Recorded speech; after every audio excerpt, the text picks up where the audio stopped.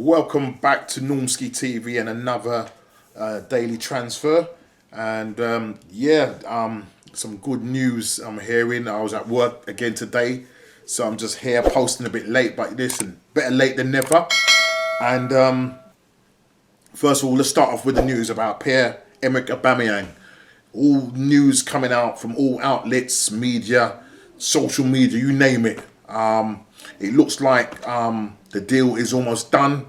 It's been reported that Pierre has signed a 3-year deal at £250,000 a week. Obviously, that's going to have add-ons and bonuses, so that will probably take it up to a little bit more. But the main thing is that he looks like the deal has been signed, delivered. He has signed the ting, as everybody's saying. Signed the ting. Batman looks like he's signed it. And news, I mean, as I said, news coming out of TalkSport, ESPN, loads of media outlets are reporting this. And basically, it just says that TalkSport have been told by a senior reporter from ESPN that James Ollie, his name is, that the contract has already been agreed. Everything's been agreed in principle, and that is the only reason why the announcement hasn't been made is because Pierre's still in France on holiday with his family, and plus obviously, you know, they got. I'm hearing that they're going to be making a promotional video, which is absolutely fantastic. It's almost like another new signing, and I'm really looking forward to this announcement, and it's looking likely that it's going to happen this week. I know it's coming back at the end of the week because obviously a lot of the players are coming back off holidays. I know those that have played in the FA Cup had a slightly longer holiday, but it looks like most of the players will be back Saturday, so I'm hoping that something will be announced before Saturday. This is absolutely great news. You know, we've been trying to lock this down for a long time, and I know we didn't have a great season, but this guy, Pierre, he is the man. I mean, this guy has scored over 22 goals for us this season, and that's in the Premier League alone. And then the FA Cup semi-final, scores 2 goals to knock out Man City, and then he comes up with 2 goals in the final to win us the FA Cup, our 14th title, and to get us back into Europe, into the Europa League, into the group stages. This is just fantastic. He is our talisman. Brilliant stuff. So it's just a matter of time, you know, on social media, on Twitter, you know, and on his Instagram, he's been teasing people with the hourglass. He put that out, I think, last night or yesterday. Basically saying any time now, the news will be announced. And also he posted something on his dad's Instagram, both of them in their Arsenal shirts, in their Lamborghini open top driving. You know, it seems like this guy really loves the club, and he, you know, he's definitely the guy that's going to take Arsenal forward. And I think what's key about this, if is when he signs. Sky have reported it as well, and they're saying, you know, that I think this will really begin to get the ball rolling with regards to other players coming to the club. He will attract other players to the club, and I think other players will look at this and say, this club is definitely going forward. Too many times we've lost our top players to our rivals, or, you know, to teams like Barcelona, Real Madrid. I know he's come out and said that, you know, his dream, you know, his grandmother's dream was for him to play for Barcelona. Maybe that might happen one day, but right now he has signed a deal, 3-year deal, £250,000. He's worth every penny, absolutely worth every penny, and this is absolutely brilliant news. So, you know, it's just a case of just waiting, as Ollie said. He was talking to Jim White on the show, and they say, my understanding that he's away on holiday, and when he comes back, they'll shoot the promotion stuff. Understandably, they want to make a big song and dance about it. It's a huge deal for them, and he's been such an integral part of their team for the last couple of years. I believe that this is literally, they're just waiting to shoot the promo, to do the official announcement, and I believe that this deal is 99% there. My man has signed the team, and this is brilliant news. And I'm just hoping that this is just a start. We've already signed Willian. is there, and now we've got a Pierre-Emerick Aubameyang, looking to sign this extension. Right, let's move on now. Other news. Yesterday I spoke about Gabriel Mangalese, and that Napoli and ourselves had a bid accepted for £27 million, but it seems as if that that Arsenal have stolen a march on Napoli with regards to Mangalese, and what they're saying now is that because obviously this week we're hearing that he has to make a choice. It's quite imminent, this decision. Hopefully by the end of this week we'll be hearing it. But it seems as if we've stolen a little march on Napoli. They were, the favourites to sign him because they had agreed terms with him. But we've also agreed personal terms with him. But what's interesting is that the problem with Napoli is that they can't get Koulibaly off their books. He's a fantastic defender. They're asking 80 to 90 million euros for this guy. Man City are not going to pay that kind of money. I don't know. Man United might go in for him, but at the moment, because it's going to be, a big challenge to actually get Koulibaly off the books. Now, I think this has kind of prompted Gabriel to kind of probably make up his mind about coming to Arsenal. And so it looks like his preferred destination is Arsenal.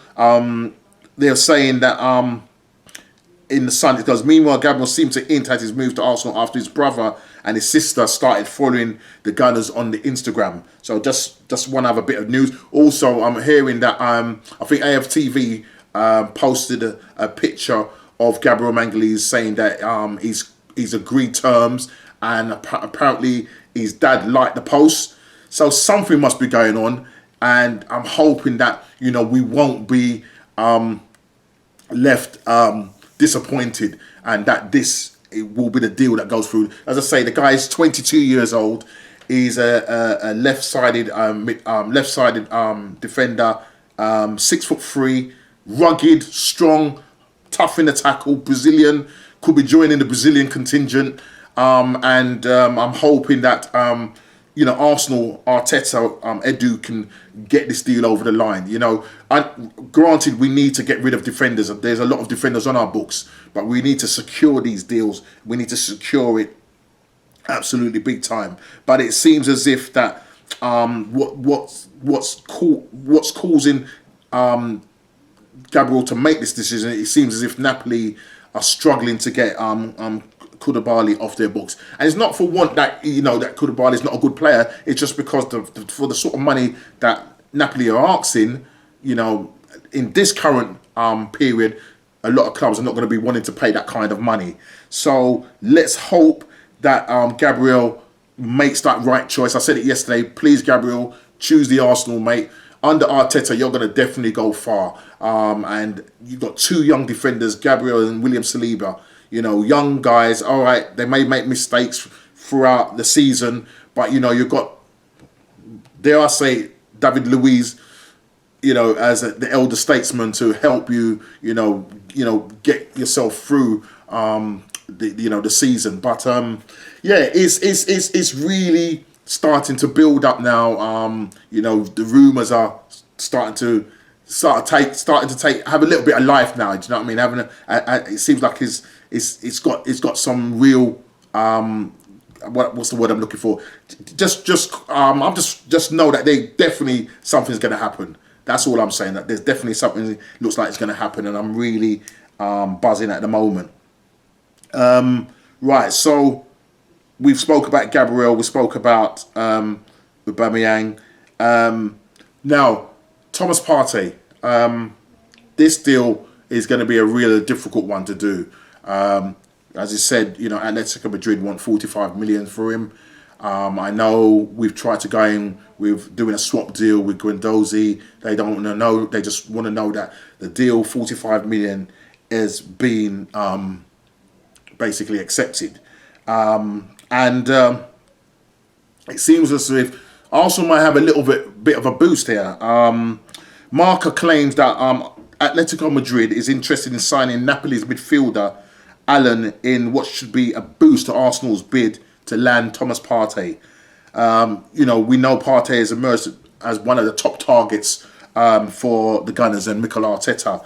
And we know that, you know, Arteta wants to rebuild the side. And, you know, as you can see, the team that he's basically inherited has not been a brilliant team. So he's starting a rebuild process.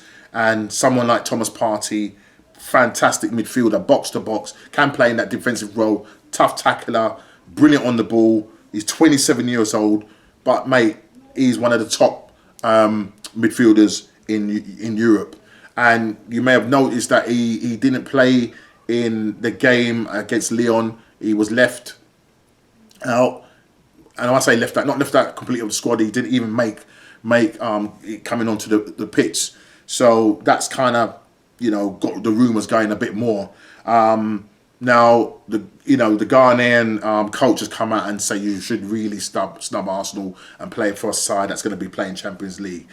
Look, mate, just deal with your team, yeah. Deal with the international team. Let's deal with Thomas Partey. We can make him even better. So you deal with the Ghanaian team, and we'll deal with Thomas Partey.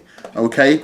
Now, if we can get this moved, I know we're going to need to sell players. Absolutely, we're going to need to sell players. There's a lot of players that we need to get off our books. We've, you know, been linked with Atletico Madrid, looking at Lacazette. Juventus are interested in him. Can we raise the funds? Or is it that, do we want to get rid of Lacazette? Do you know what I mean? Because it means that if we do get rid of him, it means that we're going to have to get in another forward to replace him. What are your thoughts on that? Do you think we should get rid of Lacazette? You know, raise enough money. I know Guendouzi, we could possibly get 30, 35 for Guendouzi. You've got Lucas Torreira. There's money there. Socrates. Just to name a few. But we need to get rid of a lot of players in order for us to fund this part of it. And I think once we stump up that cash, I think talks are still ongoing. You know, and apparently we've already agreed personal terms with the Ghanaian midfielder. Whether that's true or not, this is what we've been reading over the past couple of weeks. But the key thing here is that we need to meet the release clause. That is absolutely imperative that we meet the release clause. That release clause is £45 million. Doesn't sound a lot for a guy of his caliber, but man, if we could get this guy, then, you know, we are definitely going to start moving forward. I know Juventus are interested in him, but listen, guys, come on, let's do this, man. Let's start acting like a big club. Raul Sanelli's gone now. We need some real good news, and this would be just an icing on the cake. Just lastly now, just to say about some Arsenal signed a youngster. Guy's name is Ankinola for the under-23s. He came, I believe, from I think it's Huddersfield Town, and I think because we lost a couple of midfielders out on loan, they've decided to bring this guy in.